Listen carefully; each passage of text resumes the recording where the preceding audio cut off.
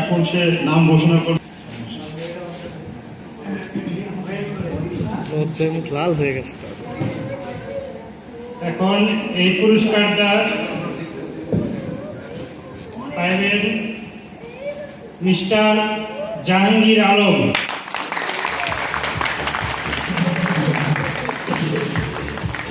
এই সিলেকশনটা হচ্ছে আমাদের এমডি স্যারের নিজের হাতে, এবং উনি তিনজনের মাঝে কাউরেই বাদ দিতে পারতেছিলেন না। লাস্টলি জাহাঙ্গীর আলম, এই লাস্ট সিজনে আমরা 2.5 কোটি পিস প্রাইস টিকিট অর্ডার করছি।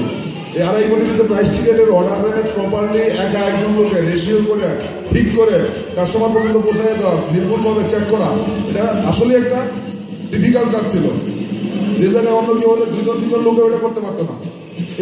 এই দিকটা চিন্তা করে এমডি স্যার এই নামটা সিলেক্ট করছে। ঠিক আছে, জাহাঙ্গীর সাহেবকে মঞ্চে আসার জন্য অনুরোধ করছি।